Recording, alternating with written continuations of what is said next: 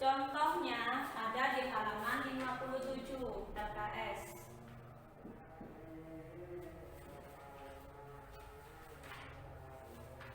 Nah, ini kalian baca sendiri, atasnya baca dulu. Ibu langsung ke soalnya. Apa makanan yang biasa kamu makan saat sarapan? Nah, ini diisi masing-masing, pasti beda ya jawabannya.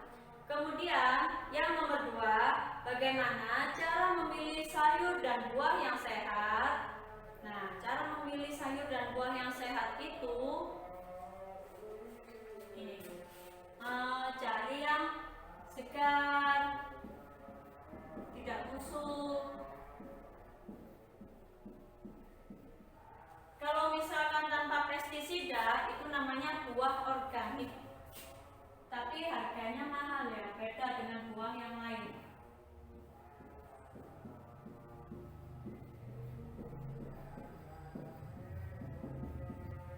Maksudnya organik itu waktu tanamannya buah itu ditanam nggak diberi anti hama. Jadi Bu, kan mahal Bu cari buah atau sayur yang organik. Ya kita bisa beli buah yang biasa, tapi cara cucinya yang benar.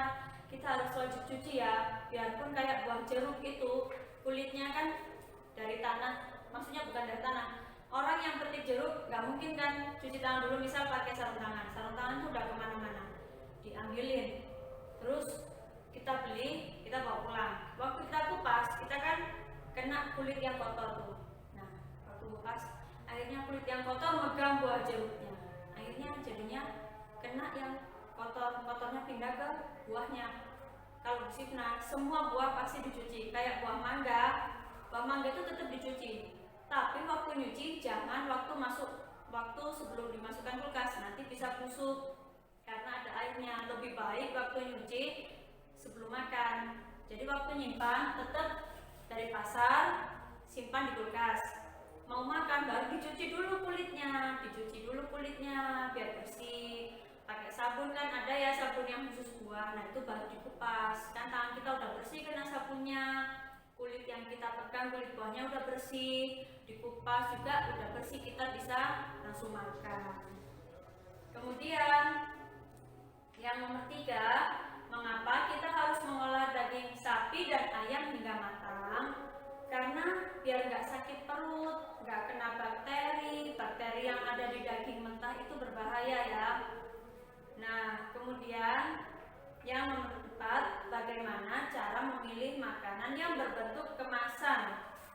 Kalau ada bentuk kemasan, kita bisa baca tulisan ini, kadaluarsa. Kalau tulisan ini nggak ada, tulisannya bahasa Inggris.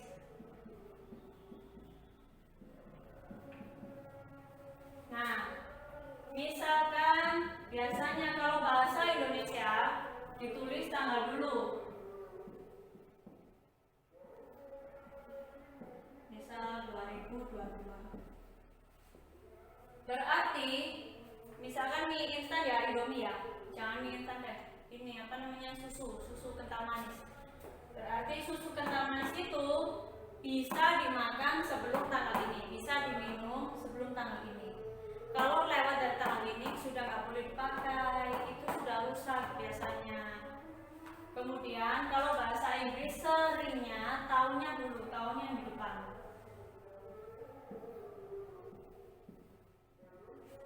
Biasanya itu tulisannya cuman format YY, MM, DD, maksudnya itu tahun dulu. 22 ini bacanya 2022. Biasanya seperti ini.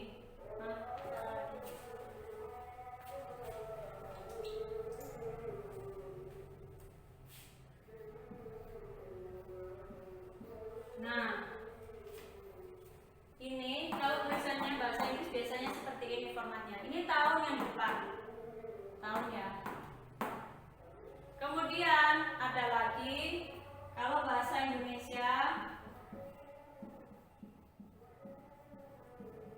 Bu, kok nggak ada tulisan kadaluarsa? Kok nggak ada tulisan kadaluarsanya? Cuma ada tanggal, ada tulisan kode produksi.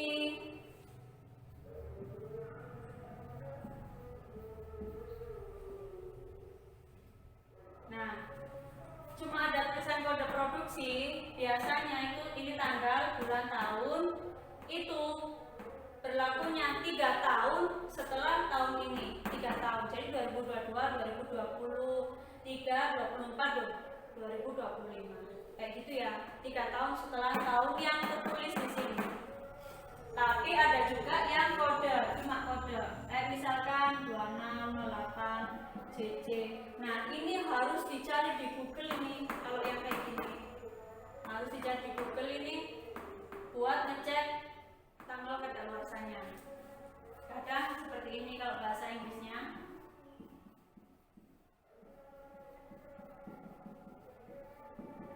Ini juga biasanya kalau pakai bahasa Inggris tahun yang di depan ya.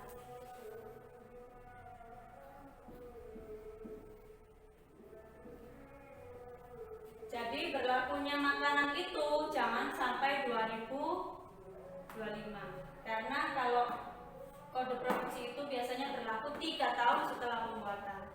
Tapi ada juga yang lengkap. Ada tulisan ininya, ada tulisan ininya. Begitu ya cara membacanya ya. Udah, materi hari ini sekian. Kalau ada salah, Bu Sifna mohon maaf ya. Wassalamualaikum.